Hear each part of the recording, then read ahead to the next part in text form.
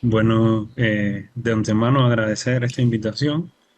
Estoy muy contento y sobre todo en este día para por lo que significa, ¿no? Para las psicólogas y los psicólogos acá en México, nuestro día. Agradecer también esa presentación y creo que sin más vamos a presentar, ¿no? Ya la conferencia. La conferencia, el nombre que me gusta ponerle, porque son las áreas en que en realidad hemos hecho más investigación, por eso la titulamos así, Bienestar, de lo psicológico a lo subjetivo. Pues son elementos dentro del bienestar potentes, con mucha investigación, con mucho trabajo sistematizado y que en contextos disímiles tienden a ser los más estudiados. Me gustaría comenzar con una pregunta, ¿no? Porque es importante para el estudio de nuestra área, de nuestra disciplina, de nuestra ciencia, la psicología, estudiar el bienestar. Y primero que todo puede ser un elemento de enfoque disruptivo que rompe con unas tendencias clásicas que por muchos años experimentó la psicología. Tradicionalmente, se muestra que la psicología se centraba sobre todo en elementos deficitarios, en trastornos mentales, emocionales. Con el auge de la psicología positiva aparecen estas perspectivas de trabajo, eh, de ver a la persona, de ver al sujeto, al individuo, como un ente lleno de potencial, donde debimos enfocarnos sobre todo en cosas buenas, en elementos que le dieran calidad a su vida, porque también son necesarios. La vida no solamente es los defectos, la vida no es solamente una deficiencia. De hecho, son muchos más los elementos positivos que tenemos para trabajar. Y eso es lo que hace el bienestar, tratar de fomentarlos, ubicarlos, trabajarlos, fomentarlos, potencializarlos.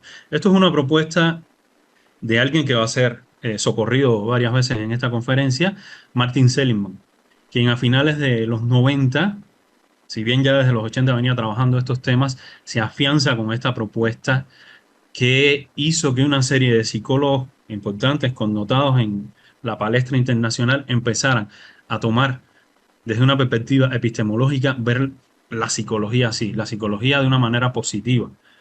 Y el bienestar va a ser esta expresión. Seligman, propiamente, él nos regala una frase bien interesante cuando dice: la psicología no es solo el estudio de la debilidad y del daño, también es el estudio de la fortaleza y la virtud. El tratamiento no es solo arreglar lo que está roto, es nutrir lo mejor de nosotros mismos. Creo que esta frase de Martin Seligman es bien importante, bien interesante, porque va a marcar la perspectiva de trabajo de un grupo inmenso de psicólogos a nivel mundial y recalco a nivel mundial, pues la psicología positiva, los enfoques desde el bienestar van a tener el elemento ese, van a ser magnánimos en función de sus contextos, van a ser enfocados y contextualizados. Esto lo vamos a ir también desglosando durante esta locución. La psicología positiva, y dentro de ella puntualmente el bienestar, tiene una serie de directivas generales, digámosle así, de las macros, que se desglosan en otras, muchas, pero estas serían fundamentales, ¿no? Trabajar elementos personales desde este enfoque, las emociones positivas, cultivarlas, estimularlas, centrarnos en los logros y las metas de las personas con que trabajamos, pues eso va a hacer que nos enfoquemos en caminar, en seguir hacia adelante, no en ser estáticos o estar atados a situaciones que pudieran ser traumáticas, ¿no? Es sobre todo un elemento de enfoque. También los significados y los propósitos que nos vamos a estar proponiendo como seres participantes de distintas sociedades, como seres humanos llenos de un mundo interno muy rico, muy diverso y que queremos compartir. Y otro elemento importante cuando vamos a hablar de bienestar, y muchos lo asocian sobre todo a los apoyos, pero apoyos funcionales, apoyos que de verdad nos ayudan a seguir, son las relaciones y dentro de estas las de tipo positiva. Estos elementos pueden ser la guía para cualquier investigación, pero más que eso, cualquier interpretación que le demos a nuestros trabajos en estas áreas. Creo que sería interesante aclarar algo que todos sabemos, ¿no? El bienestar es una categoría de salud, es una categoría que no es privativa solamente de la psicología. De hecho, la psicología de la salud se enfoca sobre todo a trabajar en contextos donde alguien puede estar sufriendo una situación de enfermedad o de acompañamiento y lo que esto puede estar suscitando.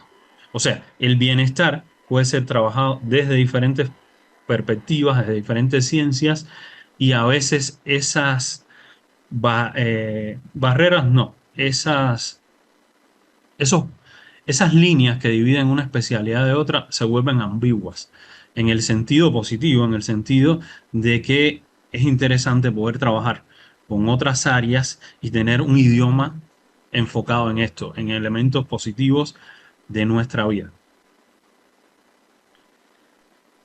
Aquí me gustaría hacer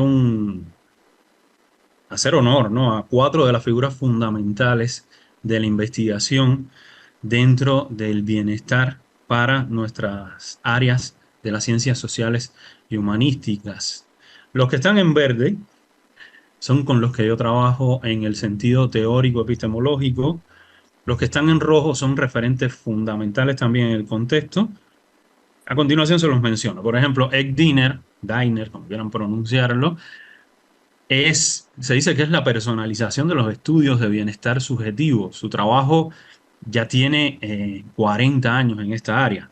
Por eso él les comentaba eso. Seligman es una figura cimera, es una cara visible de la psicología positiva, pero no quiere decir que no existieran trabajos de este enfoque. De hecho, psicologías como la humanista sirvieron de base también a estas perspectivas por la forma en que abordaban las psicoterapias, por ejemplo. Otra de las referentes importantísimos en la palestra mundial es Carol Reif, quien ha visitado varias veces México y ha traído sus conferencias acá. Carol Reif tiene una propuesta que también vamos a estar viendo, centrada en el bienestar psicológico. Entonces, estas dos perspectivas, de hecho de ahí viene el nombre, bienestar subjetivo y bienestar psicológico, tienen estos dos rostros importantes. No son los únicos, pero son muy importantes. También dentro de esta área de los estudios de bienestar, otro muy socorrido es Ben Hoven, que trabaja el bienestar de las naciones, y Corey Keyes, que trabaja el bienestar social. De hecho, si les gusta el tema, si les gusta investigar, si les gusta trabajar o piensan en un futuro trabajar con estas perspectivas, van a ver que entre ellos cuatro se colaboran muchísimo. ¿Mm? El bienestar tiene una propuesta, digamos, mm, muy compartida por los que trabajamos en esta área. Todavía estamos trabajando, hablando de bienestar, ¿no? El constructo más grande,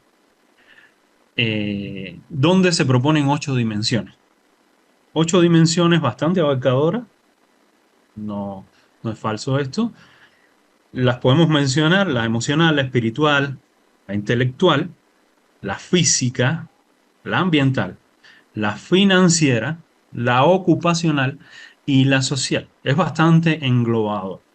De estas 8 dimensiones, líneas para el trabajo en esta área del bienestar, nosotros puntualmente en nuestra investigación, no negamos de ninguna manera las otras, pero nos centramos sobre todo en tres: la de bienestar físico, la de bienestar psicológico y la de bienestar subjetivo. La de bienestar físico va a estar condicionada por el contexto donde nosotros investigamos, ¿no? La de bienestar psicológico, que a priori es parte de discursos coloquiales, Una persona que no estudie psicología o que no esté vinculado al área de la salud puede entender el bienestar psicológico de maneras distintas a las que nosotros utilizamos a la hora de interpretarlos cuando hacemos nuestras investigaciones. Y lo mismo con el bienestar subjetivo. De hecho, el bienestar subjetivo es mucho más complejo de entender porque sencillamente la palabra subjetivo no es que esté muy presente en un discurso cotidiano de personas que no son de estas áreas. Creo que eso queda bien explicado. Una manera de asegurar este enfoque de manera inicial, cuando nos acercamos a este tipo de investigaciones o de trabajo, porque también podemos intervenir, es entender que el bienestar es muy, comparte muchos elementos con la definición que da la Organización Mundial de la Salud precisamente sobre la salud. El bienestar tenemos que entenderlo como un estado integral de satisfacción y este va a ser multidimensional. Al ser multidimensional también podemos inferir que es contextual, podemos inferir que es vivencial. Entonces eso le da un nivel de complejidad a la hora de abordarlo, a la hora de identificar situaciones, patrones que son dignas después de entender, de explicar, para poder entregar sistemas teóricos o sistemas de trabajo al área de la psicología social o de las ciencias sociales en general. Al ser el bienestar al ser el bienestar parte de la salud, tenemos que entender entonces, en consecuencia con lo que hemos hablado, que el bienestar no es solo la ausencia de enfermedad. Esto es un pensamiento bastante reduccionista que los enfoques de trabajo en salud han superado ya hace mucho tiempo. O sea, el estar enfermo o el tener una condición que pudiera ser congénita o adquirida no supone de ninguna manera que elementos propiamente psicológicos como el bienestar desglosado en psicológico subjetivo tenga peores niveles. Les pongo un ejemplo, muchas personas pueden tener algún tipo de parálisis, cuadriplegia, hemiplegia, sin embargo, presentan buenos niveles de bienestar psicológico, de bienestar subjetivo, de bienestar en general, comparado con personas que no tienen esta condición. ¿Por qué? Regresamos a lo que ya comentamos. Porque los bienestares son sobre todo valoraciones, son sobre todo vivencias, emociones de lo que nos está sucediendo o de lo que ya nos sucedió.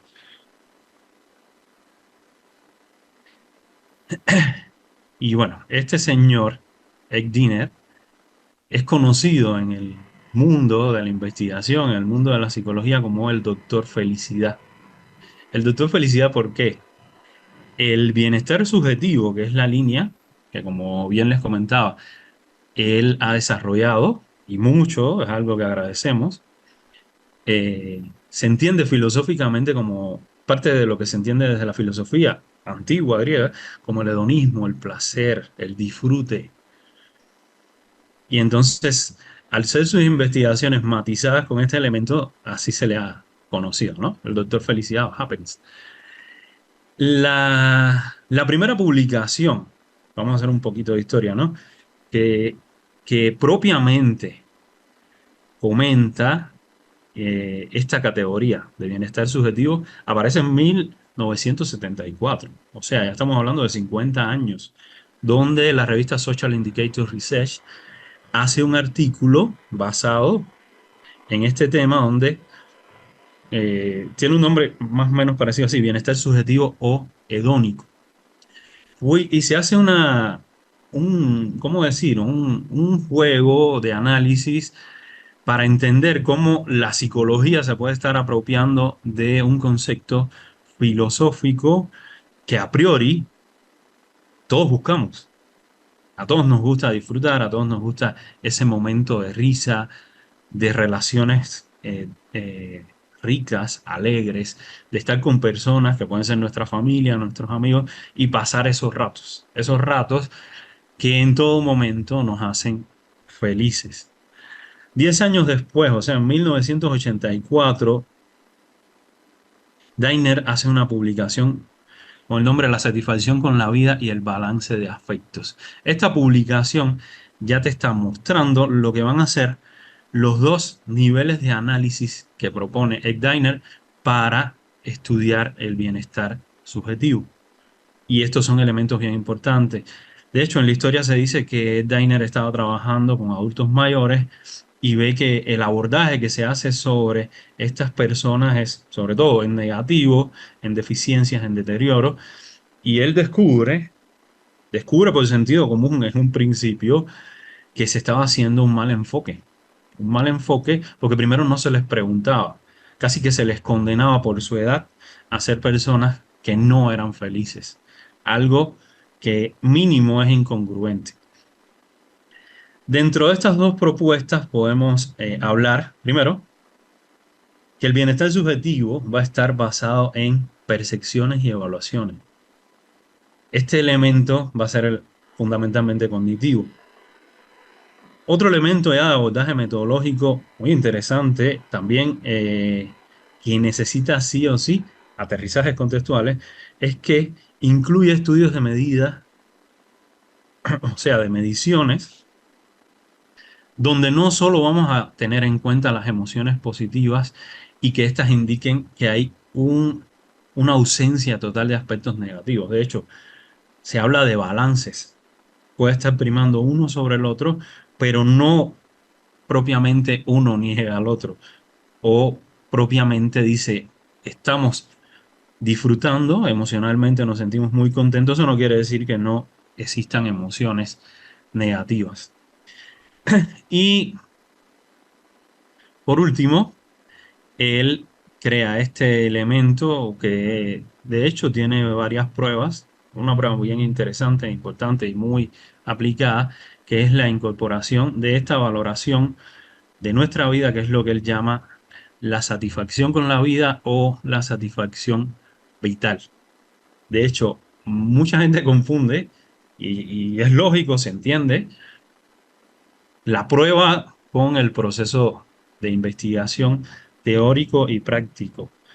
Que él proponga categorías de abordaje no quiere decir que se reduzcan simplemente a un instrumento psicométrico. El bienestar subjetivo tiene varias definiciones. Yo, como estoy trabajando el tema desde esta perspectiva de Dainer, primero les acerco la definición clásica inicial, que se ha mantenido muy bien, ha envejecido muy bien, que da Dainer en 1984 a raíz de esta publicación, que es visto el bienestar subjetivo desde estas tres perspectivas de análisis y de trabajo.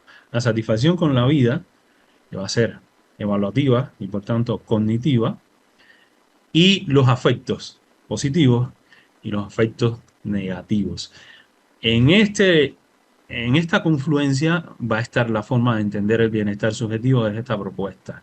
Otro elemento importante es que él dice que el constructo engloba fortalezas que se dirigen a presentar situaciones que vislumbran elementos positivos y que estos pueden ser medidos con alto grado de confiabilidad. O sea, está hablando de instrumentos de medición, en el sentido de que busca un gran alcance. Veámoslo así, puede ser trabajos macro que complementan ayudan, disculpen, a trabajos de intervención a grupos más reducidos, incluso trabajos desde perspectivas teóricas, desde perspectivas filosóficas de análisis de estas situaciones. Y otro elemento fundamental que nos queda claro y que es definido también por Palomar es que es bien interesante, incluso recomendable, abordar el bienestar subjetivo de manera multidimensional. Hay muchos autores, sobre todo acá en México también, que defienden el estudio unidimensional y en concurrencia los instrumentos unidimensionales, que trabajen solo un efecto medible en esas investigaciones. Bueno, desde esta propuesta, y es una que también yo defiendo en mis trabajos, el abordar fenómenos, constructos sociales, subjetivos y complejos forman parte del bienestar, creo que es, no diría inteligente, pero sensato verlos desde un enfoque multidimensional. Como les comentaba, la familia, la sociedad, la cultura, nuestras relaciones de pareja, nuestro crecimiento profesional, personal, por supuesto que van a estar matizando qué tan feliz somos o qué tan feliz percibimos, valoramos que podemos estar siendo en ese momento. Entonces, simplemente cuando vamos a trabajar bienestar subjetivo, disculpen, Diner nos dice, véanlo desde esta manera. Satisfacción con la vida va a ser la dimensión cognitiva y afectos positivos y negativos. Y aquí me imagino que les viene todo a la mente este elemento que moviliza al ser humano, la relación afectivo-cognitiva. Y de cierta manera es lo que está presentando. Nosotros sentimos que estamos satisfechos basados en las evaluaciones que hacemos, en cómo valoramos lo que hemos vivido, lo que estamos viviendo y lo que estamos por vivir, lo que nos planteamos, lo que queremos.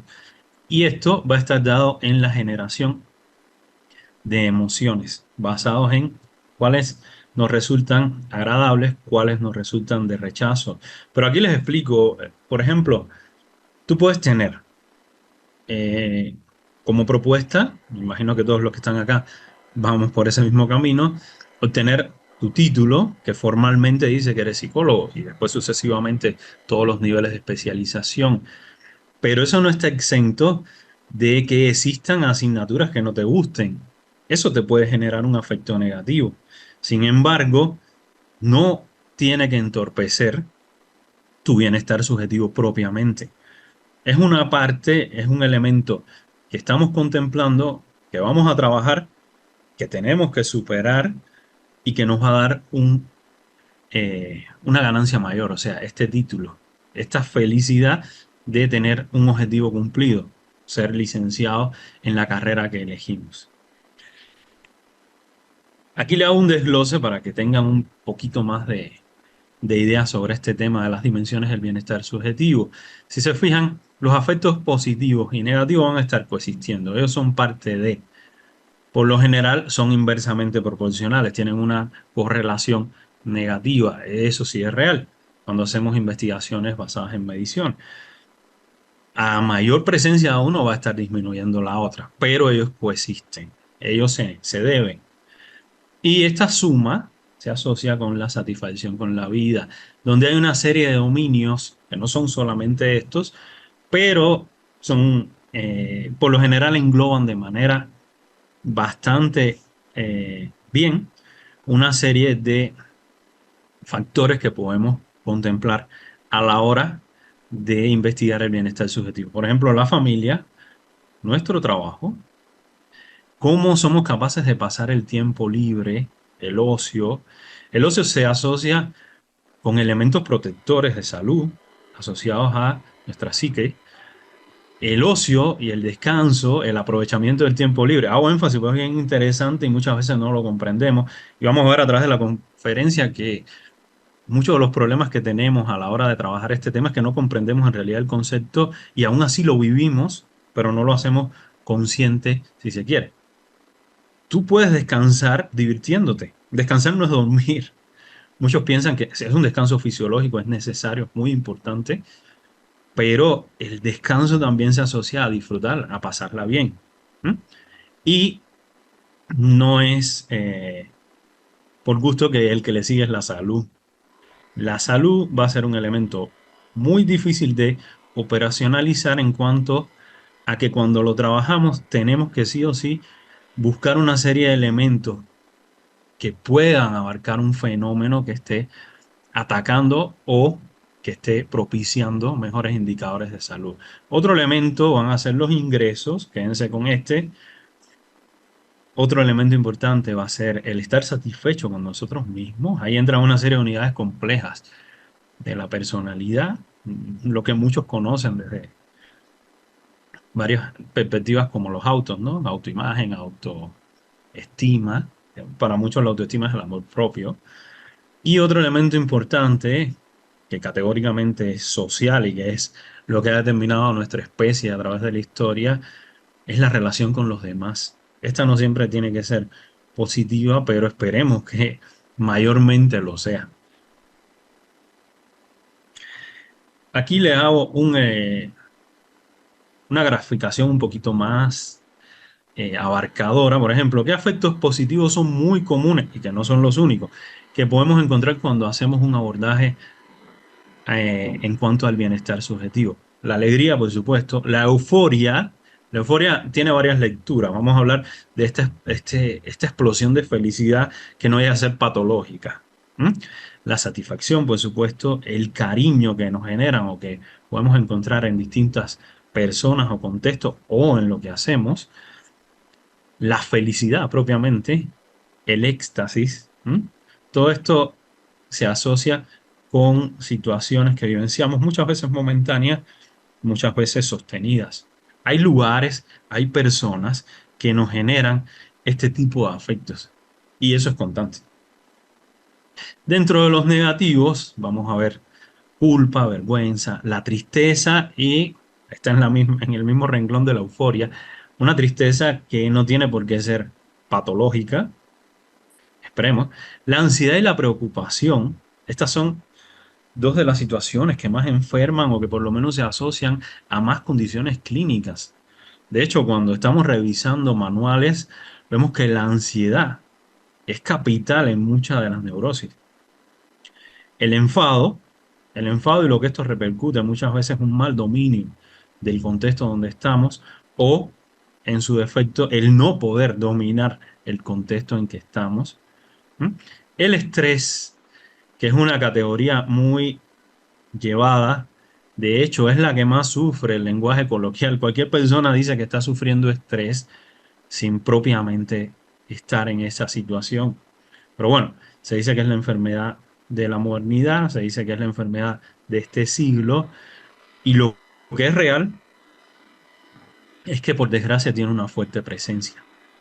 Otro elemento ahora propiamente asociado, en dependencia de su nivel de intensidad, a afectos negativos es la depresión y una que es social y que en función del nivel que tome, puede ser o no eh, terrible, pues si es parte de nuestro día a día, eso sí o sí nos va a repercutir de manera negativa, es la envidia.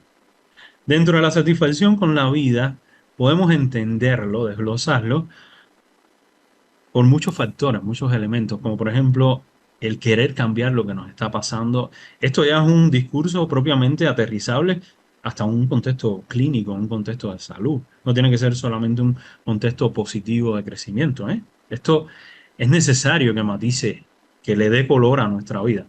La satisfacción con la vida actual que estamos llevando, eso es algo que siempre se trabaja, se pregunta y se investiga. Ver el ahora, pues el ahora es lo que va a generar un después. La satisfacción con el futuro, basado en las metas y los planes que nos estamos proponiendo y qué tan nivelados, qué tan reales son estos.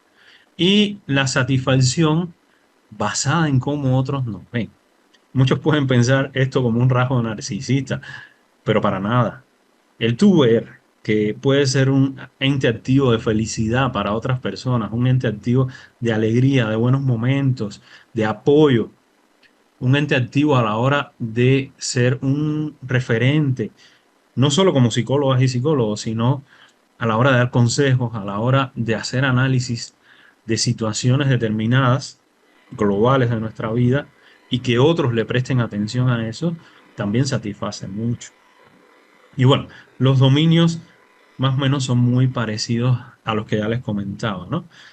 De aquí hay unos interesantes como el trabajo, los ingresos. Esto tiene un elemento, ¿cómo decirlo?, muy de edades propias, de etapas de nuestra vida, que no todos van a cumplir. Entonces, si tú te guías por esta propuesta donde se habla de un dominio y quieres investigarlo todo, mm, como que tú mismo te estás presionando en el sentido de que no se tienen que cumplir todos estos dominios de satisfacción para hacer una buena investigación. Y aquí viene la situación relacionada con esto. Cuando vamos a estudiar el bienestar subjetivo, nos damos cuenta que es poco estudiado en adolescentes y jóvenes. ¿Y por qué? Muchas veces, ¿quién es la población activa, la población que transforma, la población que más se le presta atención a la hora de abordar elementos sociales? Por lo general son adultos, adultos que trabajan, adultos que perciben un salario. Sin embargo, por lo general, los adolescentes y jóvenes, y mientras más adolescentes sea, peor esta situación, pues son menores de edad, muchos no trabajan. Muchos están todavía conviviendo con familiares, están bajo su tutela. Y los jóvenes, que también aquí les invito a que vean las nuevas investigaciones. Hay un estudio de 2018 donde se extiende la adolescencia hasta los 24 años, basado en las relaciones que tienen las personas de esta edad en muchos contextos, en muchos países, en muchas realidades. Nadie tiene la duda de que en la época de la Revolución Mexicana, tú con 18 años eras un adulto, por las responsabilidades que tenías. Sin embargo, a medida que se ha ido reestructurando las sociedades, que por ejemplo el acceso a la preparación, a la formación, es más asequible, también variaron este tipo de relaciones que se daban. No es que no existan, pero es que sí variaron. Ya la gente se planifica mucho más para tener hijos, ya la gente se planifica mucho más para tener una carrera profesional, que puede ser en un contexto universitario o no. ¿M? Y desde esta visión, como que se olvidó un poquito que los adolescentes y jóvenes también tienen bienestar, también lo buscan y también tienen indicadores. No trabajan, bueno, está bien, no perciben un salario y eso hace entonces que ellos no sean susceptibles a ser investigados, eso hace que ellos no experimenten la felicidad, eso hace que ellos no se planifiquen, que ellos no valoren su vida. Claro que sí la van a estar en todo momento. De hecho, es uno de los elementos que hacen que continuemos día a día. El proyectarnos, el querer algo, el levantarnos pensando en qué vamos a hacer. Sencillamente lo que tenemos es que variar los niveles que vamos a medir, los niveles que vamos a trabajar. Yo digo medir porque yo soy investigador cuantitativo y esto se me incorpora al discurso, pero también lo podemos ver en las intervenciones, los niveles que vamos a trabajar, los niveles que vamos a fortalecer. Nosotros hacemos un pequeño aporte en este tipo de investigaciones, que es el instrumento llamado satisfacción con la vida en adolescentes y jóvenes, y ahí les agrego mexicanos, pues la investigación fue en este contexto teniendo dos elementos fundamentales. Primero, los instrumentos que vienen de otros países deben ser sí o sí validados a nuestra realidad, sí o sí aterrizados al contexto donde nosotros vivimos, nos desarrollamos, pero no nosotros como investigadores, las personas que vamos a investigar. Hay un elemento que todos deberíamos tomar en cuenta, que es bien interesante. Aquí se los lanzo, no es una idea mía, muchos ya la han compartido, que, que es que las personas con que nosotros trabajamos, con las personas que nosotros investigamos, si un día van a una conferencia sobre el trabajo, la investigación que se hizo sobre ellos, entiendan de lo que se está hablando. Porque muchas veces el discurso es tan académico que las propias personas que lo generaron, las propias personas que son los principales protagonistas de los resultados de la investigación, no entienden de qué están hablando. Y eso es uno de los elementos también a la hora de tomar en cuenta la validación y contextualización o el diseño nuevo de un instrumento para medir un factor como puede ser el bienestar subjetivo. Y esa es nuestra publicación. Nosotros trabajamos 4 dimensiones en este cuestionario breve de satisfacción con la vida en adolescentes y jóvenes mexicanos de 18 ítems, donde trabajamos las dimensiones familia, amistades, la dimensión personal o consigo mismo, que si se recuerdan son de las que proponen de manera global, y la escuela. ¿La escuela basado en qué? y esto no se tiene que cumplir siempre, pues es una limitante del instrumento, es que por lo general cuando trabajamos con adolescentes están escolarizados y entonces va a ser el momento social mayor de su día. Es donde más van a estar estableciendo este tipo de intercambios, de relaciones van a fomentar su vivencia, su vocación, sus intereses, etcétera. Aquí les pongo una serie de elementos numéricos, propiamente para que vean que tuvo buenos indicadores. Están por encima de 8, salvo uno, pero de manera general tuvo un alfa de Cronbach de 0.865, o sea que te dice que el instrumento quedó muy bien para lo que estaba midiendo. Este sería un primer acercamiento a esta dimensión del bienestar, ¿no? Que es el de tipo subjetivo. Ahora vamos a estar hablando de su hermano, de otro que también es muy confundido y más socorrido, porque por lo general la gente no te usa un discurso, me siento bien subjetivamente, eso es muy raro.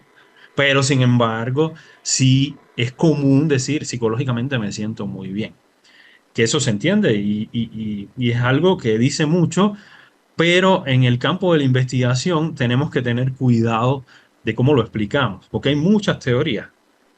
Hay varias propuestas, desde la de Seligman hasta la que propiamente nosotros trabajamos, que es el modelo multidimensional de Carol Reif, que es uno de los más importantes, pero también es uno, y discúlpenme la connotación de la frase, es uno de los peor aplicados en contextos que son bien difíciles de replicar si usas, por ejemplo, el instrumento original. Aquí hago de nuevo una salvedad. Ella propone un modelo multidimensional de estudio, de abordaje, de comprensión de lo que es el bienestar psicológico. Y este modelo deriva en un instrumento, deriva en el instrumento para medir el bienestar psicológico propuesto por Carol Reif y adaptado al español, una de las mejores adaptaciones que tiene, por Díaz en el 2006, pero con un pequeñito problema, lo adaptó en España. Y al adaptarlo en España difícilmente, imagínense, se dice que Díaz hizo todos los pasos y eso no lo dudamos. Incluso buscó especialistas en inglés.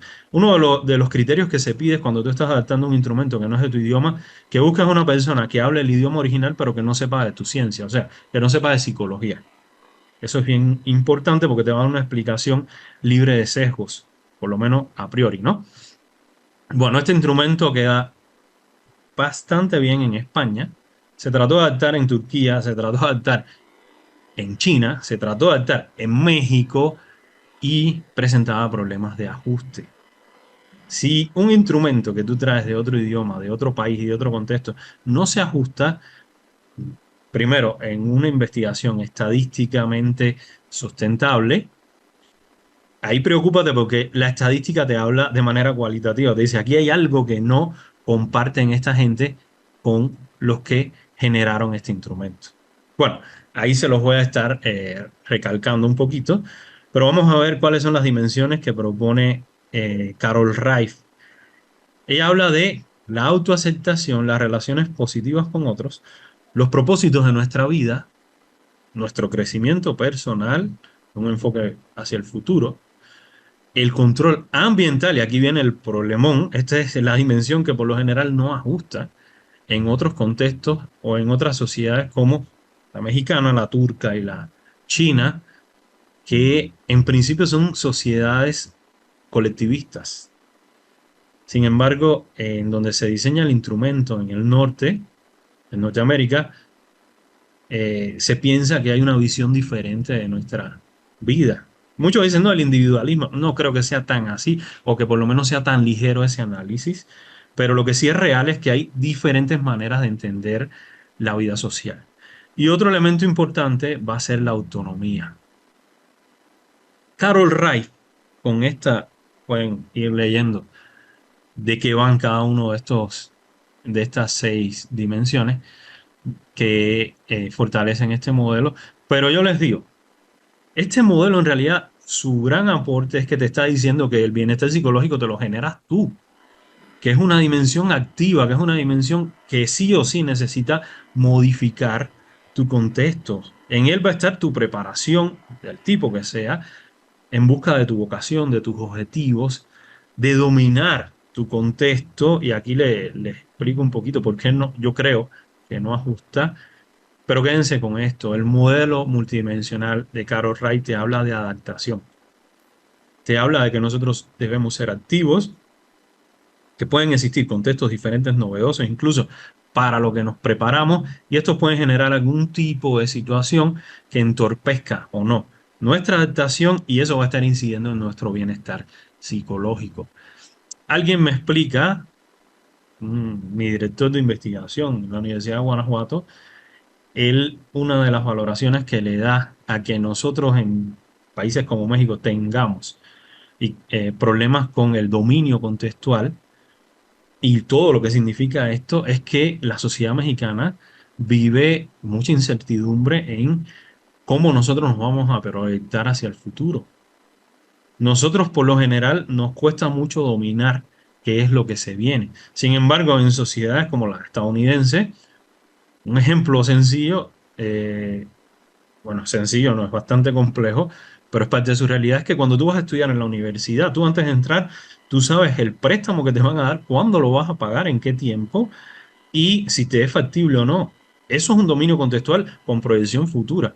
Eso difícilmente en la mayoría de los jóvenes y adolescentes mexicanos sea algo que se pueda controlar. ¿Mm? Como les decía, se ha tratado de utilizar el instrumento para partir a través de mediciones de bienestar psicológico, la realidad mexicana desde esta dimensión. Y aquí les pongo, los que están en rojo es porque de ninguna manera se validaron. Y, por ejemplo, en el 2015 se usa el instrumento de Díaz y colectivo de autores, este que se validó en España. Se trabaja con una población de adolescentes entre 2 y 15 años, pero el instrumento no se logra validar. O sea, cuando se hacen los estudios propiamente numéricos, estadísticos, no se ajustó, no se validó para esa investigación. Lo mismo pasa en el 2015 en otro estudio que fue lo mismo en resultados que el anterior. Sin embargo, aparece un estudio que me di la tarea de ocultar el nombre de los investigadores y el año. Saben que es de la década del 2000, pero por un problema ético no lo digo, porque este estudio supuestamente, cuando tú lo lees, se obtienen 34 ítems, 4 factores, o sea, es una variación bien interesante, es válida, y el estudio dice que sí explica el fenómeno y que sí se ajustó, que sí hay una validación. Sin embargo, cuando estás leyendo el marco teórico, la definición está mal. Te están hablando de bienestar subjetivo y te dicen que están investigando bienestar psicológico. Y ahí hay que cuestionarse incluso la revista que lo publica y quiénes fueron los profesionistas del área que arbitraron este artículo. Bueno, ya ahí a ustedes les tocará hacer CSI y ver si lo descubren. Pero bueno, en realidad no se lo recomiendo. Hay un estudio bien interesante en universitarios que se hace en Ciudad de México, donde participa una N bastante grande, 1729 adolescentes y jóvenes de entre 15 y 20 años. De hecho, ellos los presentan como adolescentes. Y este estudio se valida, se hace una variación, incluso se le agrega otro ítem para explicar el fenómeno del bienestar psicológico. Sin embargo, cuando lo lees, numéricamente el estudio hubo dimensiones que no se ajustaron. ¿Y cuál creen? La que no se ajusta es el dominio del contexto. Sí es válido que le hagas una variación, para medir esta dimensión del bienestar específicamente psicológico, pero son acotaciones que nosotros hicimos cuando estábamos preparando nuestro marco teórico, revisando el estado del arte. Y esto da pie a que nosotros diseñáramos un instrumento nuevamente para adolescentes mexicanos, que es el instrumento de bienestar psicológico en adolescentes mexicanos, el BEPAN 22 por el número de ítem que tiene, y donde nosotros hacemos a ver, como investigadores, nosotros no somos, o por lo menos así trabajo yo, por suerte, para mí, tenemos un grupo que nos apoya, por lo general son doctores que ya tienen una trascendencia en la investigación, y recuerdo que una doctora me dice, Este tipo de instrumento está teniendo muchos problemas y sobre todo en adolescentes es muy difícil de adaptar. Yo creo que lo más sensato sería directamente preguntarle a ellos". Entonces yo me di a la tarea de las variables factoriales o los factores que íbamos a trabajar, preguntarle a adolescentes cómo ellos la entendían o cómo se lo preguntarían a otros adolescentes. Y de esa manera nosotros en un principio diseñamos los ítems de lo que al final fue este instrumento que está por publicar todavía, ¿no? Y que englobó 4 factores que sí se ajustan a nuestra realidad: crecimiento personal, relaciones sociales, autoconfianza y autoimagen, y claridad respecto a mi futuro. Estos 4 factores o dimensiones están correlacionadas teóricamente, se justifican, las anteceden la propuesta multidimensional de Carol Reif. Si vemos aquí en los valores, el AFE es el análisis factorial exploratorio, es donde tú estás construyendo una teoría y se logra un alfa de Cronbach de 0.91. Es un buen alfa porque se acerca mucho al 1, ¿no? Y en este caso, quedaron 24 ítems que cuando se hace el análisis factorial confirmatorio, o sea, se está confirmando en otro estudio separado del anterior, si el instrumento funciona o no para lo que se hizo, y el instrumento se ajustó perfectamente. Es algo que nos alegró mucho porque dice que se hizo un buen trabajo, tanto teórico como en los elementos cualitativos de interpretación. ¿Mm? Entonces, este es otro instrumento que nosotros tendríamos a mano para trabajar en sociedades mexicanas de adolescentes y jóvenes. Y aquí ya vamos a aterrizar en nuestra línea de investigación propiamente del bienestar, el bienestar psicológico y subjetivo. Aquí es lo que me gusta decir, un contexto peculiar. Es un contexto peculiar, no porque no se haya investigado antes, para nada, se ha investigado muchísimo. Lo peculiar es la forma en que nosotros lo agrupamos. Ustedes pueden encontrar muchos estudios, muchísimos estudios, donde se trabaje al adolescente, al joven vinculado al deporte. Pero así, vinculado al deporte, no en otro contexto. O te lo puedes encontrar vinculado a alguna manifestación artística. Nosotros quisimos englobar ese sector de la población en una categoría que nos dimos a llamar vinculado a actividades de alta exigencia. Esas son las siglas AAAE. Y ahí nos tocó explicar, y ahora se los voy a explicar a ustedes, qué cosa es la alta exigencia, o por lo menos cómo nosotros la entendemos, porque volvemos a lo mismo que ya estábamos hablando. La persona común, y esto me ha quedado claro en la investigación, no entiende las categorías a veces de investigación, hay que explicárselas muy bien. Una persona común, tú le preguntas, ¿tú haces deporte? Y te dicen, sí, yo voy al gimnasio. Ir al gimnasio no es hacer deporte, para nada. El gimnasio o la actividad física es parte de muchos deportes, pero en sí propiamente no es un deporte. Y entonces eso es un elemento importante, interesante y relevante para comprender lo que es la actividad de alta exigencia. Las personas que están vinculadas, o los jóvenes, los adolescentes que están vinculados a la alta exigencia, por ejemplo, como puede ser el deporte, primero tienen un talento o les generaron un talento que ya fue filtrado y que les permite estar vinculados a un tipo de actividad X deportiva con perspectivas hacia una profesionalización, o sea, a ser deportistas competitivos. Eso no tiene nada que ver con ir al gimnasio. Al gimnasio tú vas, si quieres, si, va a estar sobre todo en la conciencia que tú tengas de las ganas que te estén movilizando. De hecho, el gimnasio se asocia mucho más con la salud propiamente que con el deporte. Porque en una situación ideal nosotros vamos al gimnasio por elementos de salud, porque es en realidad control de peso, de sedentarismo, elementos de autoimagen también, que son gratificantes y van a generar indicadores buenos de salud. pero tú no vas al gimnasio porque vas a competir con alguien. Es lo mismo que me decía, no, yo juego fútbol el domingo, eso no es hacer deporte.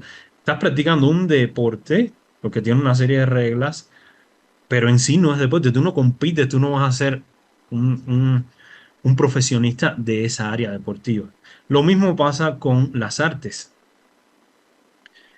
No, yo toco la guitarra, me enseñó mi tío. Sí, pero eso no tiene nada que ver con los que van al conservatorio o los que están haciendo la licenciatura en música. Esa gente tiene un nivel de exigencia, tienen un nivel de elementos a cumplir que son muy grandes y que van a condicionar su vida.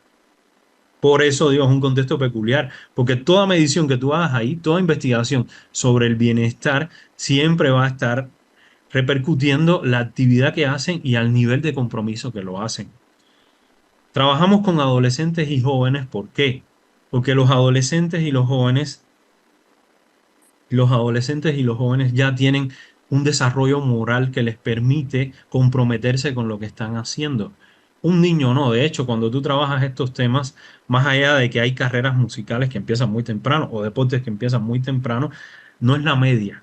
Entonces, el compromiso ahí está dado por otros factores que son sus tutores o sus padres, que encontraron un talento y lo están desarrollando. El adolescente sí tiene un criterio más fuerte, sí tiene un criterio vocacional que lo vincula a esta participación. Bueno, la alta exigencia por lo general va a tener tres grandes niveles, pero hay muchos más también por descubrir o que están ahí. Son los deportes, y entiéndase deporte como algo institucionalizado, federado, competitivo, que cumple una serie de reglas. Las expresiones artísticas, con los mismos elementos anteriormente mencionados, porque si no lo saben muchos en estos contextos artísticos también compiten, ¿eh? De hecho, una de las actividades físicas o la más fuerte a la que el ser humano está vinculado es la danza, el ballet clásico, por ejemplo, que tiene un impacto tan fuerte en nuestro soma que hace unas variaciones y que por desgracia una vez retirados tiene unas repercusiones tan negativas. Es aquí va algo que siempre digo que a la gente no les gusta. El deporte, el ballet o la intensidad física que tienen, de ninguna manera son saludables, ¿eh? Eso se contrapone a esta idea del deporte salud. No, el deporte no es salud. La actividad física planificada, guiada, sistemática, esa es salud. Si tú tienes sedentarismo y te dicen vete a correr, es una locura, sedentarismo y tienes sobrepeso, corre, te descompensa. Tú no estás haciendo deporte, tú estás haciendo una actividad física. Deporte es un maratonista, un velocista, que son especialistas de esa área. Tú empiezas a hacer actividad física en pos de tu salud. De ahí ven de nuevo que les repito esto. Es más salud que, eh, que deporte. Entonces, eso es un elemento que es un discurso propio de nuestros contextos, pero es algo que se tiene que entender. ¿Mm? Los deportistas sufren, de hecho, fíjense si es tan impactante este tipo de preparaciones en nuestra salud, que hay elementos clínicos o elementos de salud que propiamente se derivan de este contexto. Y esos van a ser, por ejemplo, la ansiedad escénica para las actrices y los actores, o el bienestar, disculpen, el estrés en otros contextos. Bueno, elementos que tenemos que considerar es que en este grupo, que también van a estar los de alto aprovechamiento escolar, que son estos que compiten en química, en física, unas preparaciones increíbles, ellos van a estar evaluando su situación de esfuerzo, que otros que no hacen este tipo de actividades a priori rechazan, dicen, no, yo no pierdo el tiempo en eso porque practicar este tipo de actividades de alta exigencia me va a limitar en salir con mis amigos, en estar con mi familia, me esfuerzo mucho, me desgasto, tengo doble carga. Sin embargo, cuando tú los investigas, ellos lo codifican de otra manera. Eso es bien interesante, pues en nuestra investigación, increíblemente de lo que muchos piensan, el estar vinculado a estas actividades de alta exigencia, de alto compromiso, en una población de 800 participantes que trabajamos, todos los que hacían actividades de alta exigencia, díganse deportistas, díganse artistas, díganse de alto aprovechamiento escolar, tuvieron mayores niveles de bienestar psicológico y subjetivo en comparación con los que no lo hacían. Esto es un dato súper interesante porque mucha gente piensa que no, que eso no se da así. Y entonces, ¿qué conclusiones nos debemos llevar en función de nuestra investigación, ¿no? La búsqueda del bienestar psicológico y subjetivo es un proceso, primero, activo y movilizador. Nosotros tenemos que generar. Es adaptativo en función de los contextos que debemos dominar. Es interpretativo porque son capaces de evaluar situaciones que para otros son negativas, propiamente son emociones negativas, ellos lo ven como algo necesario para crecer, para ¿cómo decir? Realizarse, para lograr esos objetivos. Otro elemento importante es que es una realidad, van a presentar una serie de rasgos de personalidad en mayor nivel que los que no hacen este tipo de actividades, como es el rasgo competitivo. Y de manera general, el bienestar es un constructo que para nosotros debemos abordarlo de manera multidimensional en función de encontrar estos niveles de satisfacción. Su forma de percibirla es muy contextualizada y va a estar mediatizado por la actividad, el contexto, la historia, la familia, las relaciones de las personas que estamos investigando, y su estudio es esencial para comprender y desarrollar la psicología moderna, la psicología positiva, la psicología que por lo menos yo defiendo y que por lo menos yo quiero para mi sociedad. Eso serían nuestras, y hasta aquí sería mi intervención. Muchísimas gracias por su atención.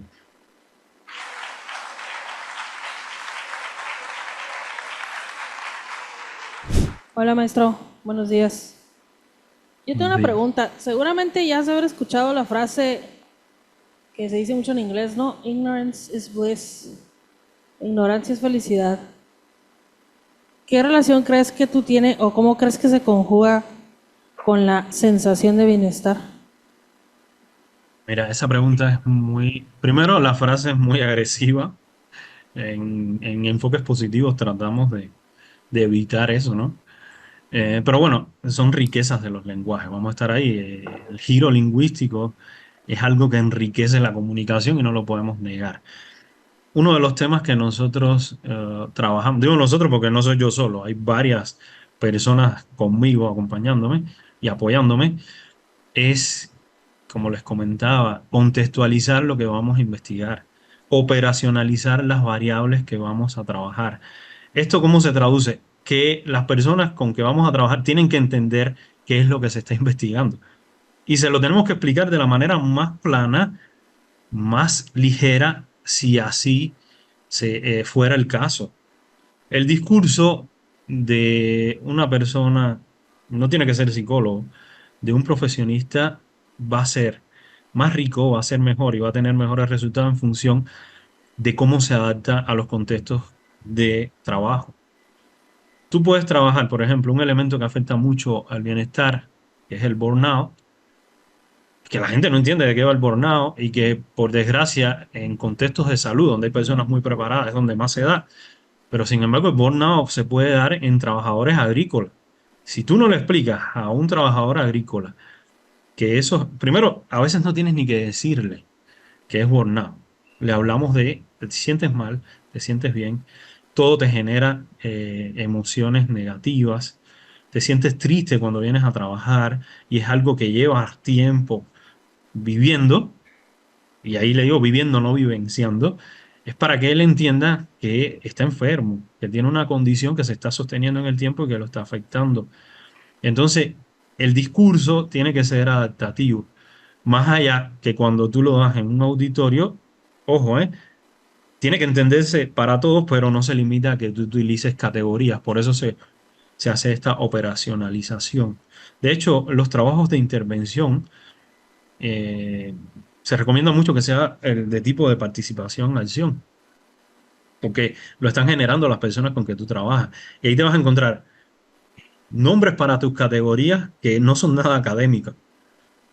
Yo recuerdo que yo en una de las investigaciones, o nosotros, encontramos uno que se llamaba trémole. El trémole es característico del baile español, de las bailarinas que... Sin embargo, cuando tú trabajas con atletas de tiro deportivo, ellos lo asocian con temblores.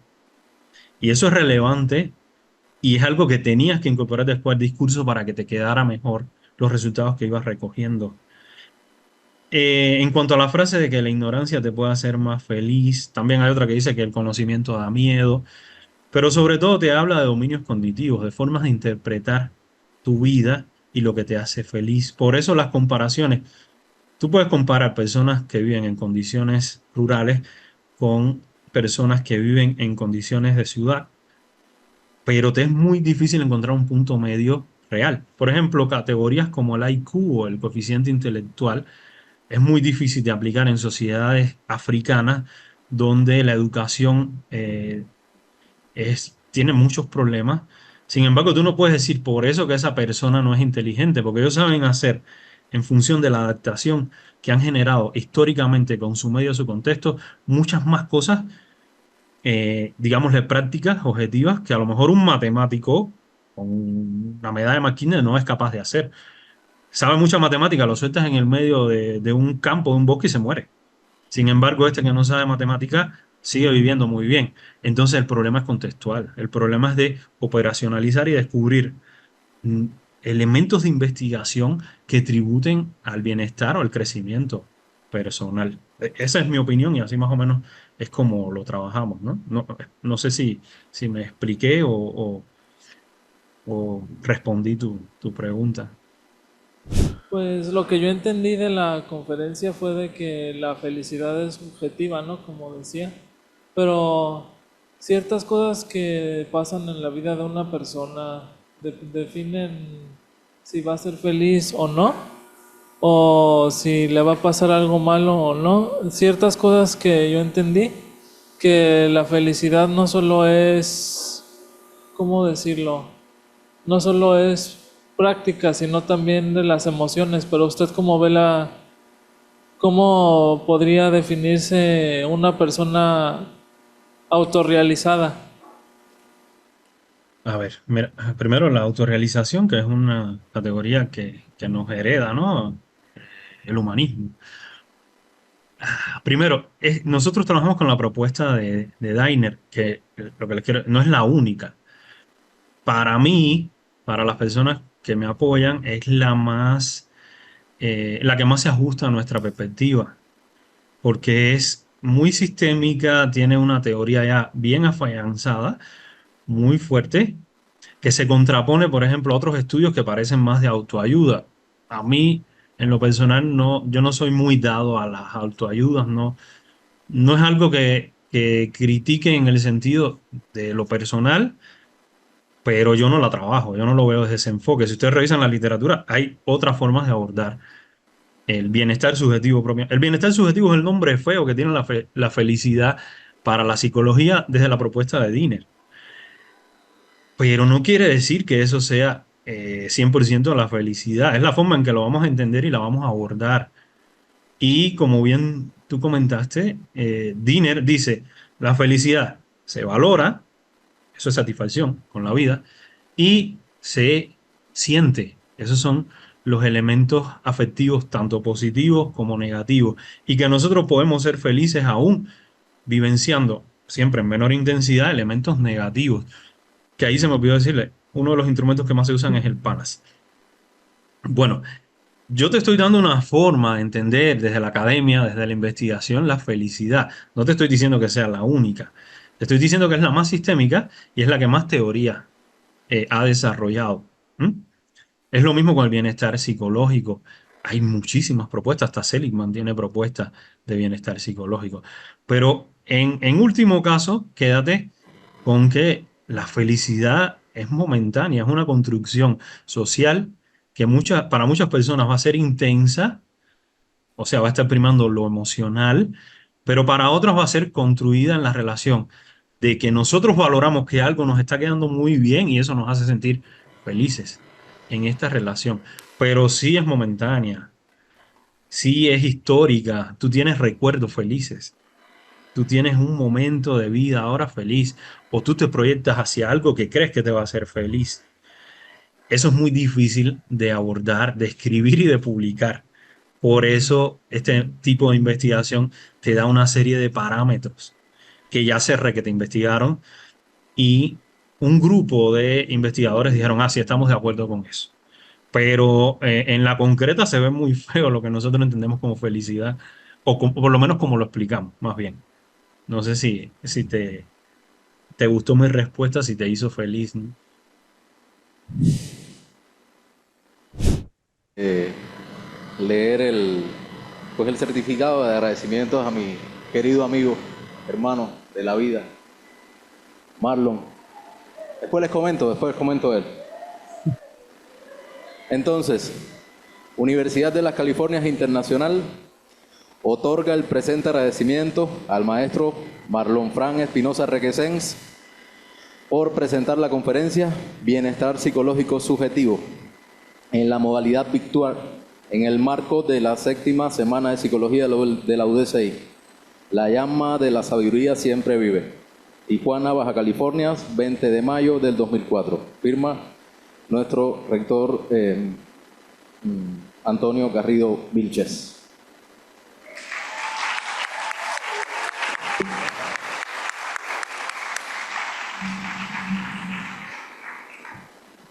Por su tiempo. Y muchas gracias por la invitación y espero la jornada siga siendo tan bonita y productiva sobre todo, ¿no? De verdad, y quedo pendiente cualquier otro apoyo, cualquier otra colaboración y sobre todo esto, en un día tan especial para la psicología mexicana que me han brindado este espacio. De corazón, muchísimas gracias. Pues